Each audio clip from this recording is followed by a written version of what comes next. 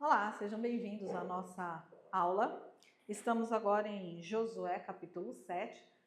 Recapitulando, nós vimos Josué e a conquista de Jericó e como foi a conquista de Jericó. Lembrando, a Bíblia, ela traz tudo muito como ilustrações, né? E a gente tem que levar em conta que toda essa referência é para refletir em algo maior. Né? Então, nós vamos dar continuidade nessa questão, porque as figuras de linguagem que tem na Bíblia, nós vimos a questão da batalha de Jericó e a estratégia de guerra, é isso que a gente tem que pensar. Moisés, ele não atravessou o Jordão, ele não foi convocado, vamos dizer assim, para poder conquistar as terras de Canaã, né? Ele morreu vislumbrando, na verdade, as terras. Por quê? Porque Moisés não era um homem de guerra. E Josué era um homem de guerra, ou seja, ele tinha o papel, então Deus o preparou para poder conquistar as terras de Canaã. E as terras de Canaã foram conquistadas com um derramamento de muito sangue. Por quê? Porque eles tinham que entrar e eles tinham que destruir todas as cidades. Tudo, absolutamente tudo. É meio... Você fala assim, nossa, mas que Deus é esse, né? Que manda destruir tudo. Numa reconstrução, às vezes a gente tem que destruir tudo aquilo que é do passado para reconstruir o que é do presente. A gente tem sempre que interpretar essas questões voltando para a gente. Primeiro que Deus dá o espírito guerreiro para Josué e diz, olha, não temas, assim como eu fui com Moisés, eu sou contigo. Vai, conquista as terras que eu vou te dar as estratégias. E é assim que a gente passa, vamos pensar na nossa vida, né? Existe o período do Egito, vamos lá, né? O período do Egito, que você é escravizado por alguma coisa. Aí existe o período que você sai desse, você compreende o que é esse Egito. Então você sai desse Egito, mas quando você sai desse Egito, assim, tem uma mudança, você entra num deserto. Por quê? Porque o deserto é lugar de aprendizado. Você tem que aprender coisas novas novamente. Então você tem que entender o que está acontecendo com a sua vida.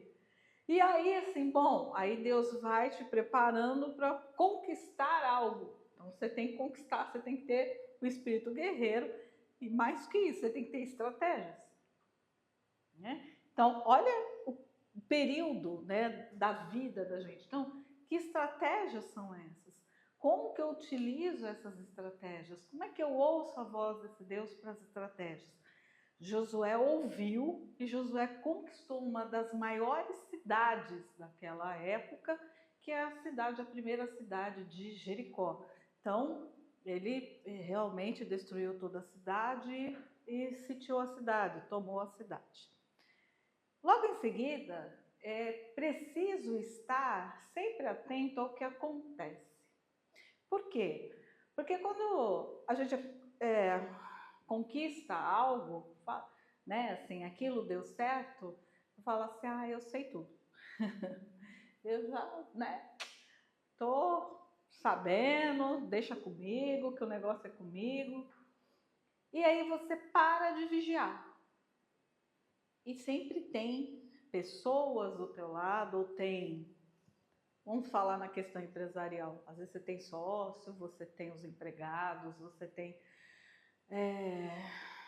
pessoas em sua volta que você confia, né? Mas que pode ser um acã na sua vida.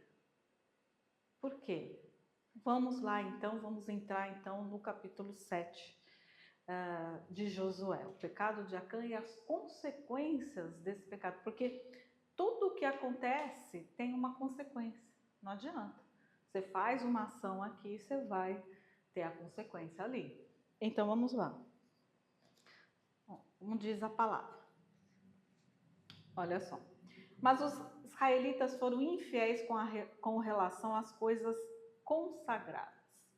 Acã, filho de Carmi, filho de Zinri, filho de Zerá, da tribo de Judá, apossou-se de algumas delas, e a ira do Senhor acendeu-se contra Israel. Sucedeu que Josué enviou homens de Jericó a Ai, que fica perto de Bet-Aven, a leste de Betel, e ordenou-lhes: subam e espionem a região. Os homens subiram e espionaram Ai. Quando voltaram a Josué, disseram: não é preciso que todos avancem contra Ai. Enviem 1 ou 2, 3 mil homens para atacá-la. Não canse todo o exército, pois eles são poucos. Por isso, cerca de 3 mil homens atacaram a cidade. Mas os homens de Ai os puseram em fuga, chegando a matar 36 deles. Eles perseguiram os israelitas desde a porta da cidade até Sebarim e os feriram na descida. Diante disso, o povo desanimou-se completamente. Então Josué, com as autoridades de Israel, rasgou as vestes, prostrou-se com o rosto em terra diante da arca do Senhor, cobrindo de terra a cabeça, e ali permaneceu até a tarde. Disse então Josué: ah, soberano Senhor, por que fizeste esse povo atravessar o Jordão? Foi para nos entregar nas mãos dos amorreus e nos destruir? Antes nos contentássemos em continuar do outro lado do Jordão. Que poderei dizer, Senhor, agora que Israel foi derrotado por seus inimigos? Os cananeus e os demais habitantes desta terra saberão disso. Nos cercarão e eliminarão o nosso nome da terra. Que farás então pelo seu grande nome? E o Senhor disse a Josué: levanta-se, porque você está aí prostrado. Israel pecou, violou a aliança que eu lhe ordenei, apossou-se de coisas consagradas, roubou-as, escondeu-as e as colocou junto de seus bens. Por isso os israelitas não conseguem resistir aos inimigos. Fogem deles, porque se tornaram merecedores da sua destruição. Não estarei mais com vocês, se não destruírem no meio de vocês o que foi consagrado à destruição. Vá, santifique o povo. Diga-lhes: santifiquem-se para amanhã, pois assim diz o Senhor, o Deus de Israel: há coisas consagradas à destruição no meio de vocês, ó Israel. Vocês não conseguirão resistir aos seus inimigos enquanto não as retirarem. Apresente-se de manhã uma tribo de cada vez. A tribo que o Senhor escolher virá à frente, um clã de cada vez. O clã que o Senhor escolher virá à frente, uma família de cada vez. E a família que o Senhor escolher virá à frente, um homem de cada vez. Aquele que for pego com as coisas consagradas será queimado no fogo com tudo o que lhe pertence. Violou a aliança do Senhor e cometeu loucura em Israel. Na manhã seguinte, Josué mandou os israelitas virem à frente segundo as suas tribos, e a de Judá foi a escolhida. Os clãs de Judá vieram à frente, ele escolheu os Zeraitas. Fez o clã dos Zeraitas vir à frente, família por família, e o escolhido foi Zinri. Josué fez a família de Zinri vir à frente, homem por homem, e Acã, filho de Carmi, filho de Zinri, filho de Zerá, da tribo de Judá, foi o escolhido. Então Josué disse a Acã: meu filho, para a glória do Senhor, o Deus de Israel, diga a verdade. Conte-me o que você fez, não me esconda nada. Acã respondeu: é verdade que pequei contra o Senhor, o Deus de Israel. O que fiz foi o seguinte: quando vi entre os despojos uma bela capa feita na Babilônia, 2,4 kg de prata e uma barra de ouro de 600 gramas, eu os cobicei e me apossei deles. Estão escondidos no chão da minha tenda, com a prata por baixo. Josué enviou alguns homens que correram à tenda de Acã. Lá estavam escondidas as coisas com a prata por baixo. Retiraram-nas da tenda e as levaram a Josué e a todos os israelitas e as puseram perante o Senhor. Então Josué, junto com todo Israel, levou Acã, bisneto de Zerá, a prata, a capa, a barra de ouro, seus filhos, filhas, bois, jumentos, ovelhas, tenda e tudo que lhe pertencia ao vale de Acor. Disse Josué: porque você nos causou essa desgraça, hoje o Senhor lhe causará desgraça. E todo Israel o apedrejou. E depois apedrejou também os seus e queimou tudo e todos eles no fogo. Sobre Acã ergueram um grande monte de pedras, que existe até hoje. Então o Senhor se afastou do fogo da sua ira. Por isso foi dado àquele lugar o nome de Vale de Acor, nome que permanece até hoje. Ai era uma cidade tão pequena quanto o nome, né? Mas olha só, quando Deus dá uma ordem, destruam tudo, não peguem nada. Por quê? Porque é maldição, né? É maldição. Aí alguém cobiça, aí cobiçou, e a maldição virou então contra o povo de Israel, por conta de uma pessoa. Então, isso é muito perigoso, porque você tem que estar vigiando, né? E consagrando todo o que é teu. Como consagra? A palavra do Senhor diz que não tem nada oculto que não venha a ser revelado. Então, quando você consagra tudo que é teu, né? Ganhou uma batalha, seja lá o que for, né? Consagra a Deus, dando graças a Deus, glória a Ele e tal, porque você conseguiu. E consagre aquilo. Tem um outro plano adiante, consagre primeiro a Deus, né? Apresente a Deus, né? Fale do seu plano a Deus e veja se isso te dá paz. Como é que eu sei que algo que eu vou fazer é de Deus? Quando nasce uma ideia ou nasce um sonho, isso não vem só de você, né? É o Espírito Santo que já está te trazendo algo. Mas você tem que pedir uma estratégia. Como é que eu faço isso? Mas se você começar a fazer e aquilo não sossega o teu coração, aquilo começa a travar, não é de Deus. Porque as coisas de Deus são simples e descomplicadas. Quando é de Deus, assim, quando a coisa é para ser, a coisa acontece naturalmente, sem complicação. Começou a complicar, deixa para lá. Que não é para você, ou não é naquele momento para você. Em algum momento pode vir, quando estiver preparado. Então, é assim que Deus age. E aí você tem que destruir, na verdade, tudo aquilo que está amaldiçoando, né? O que está travando a vida? O que é que não está deixando, sabe? Às vezes é alguma coisa, ou às vezes alguma pessoa, às vezes é algo que está acontecendo, é um investimento, é um propósito que não é um propósito de Deus, que isso vai te levar para a perdição. Então é preciso estar sempre muito atento.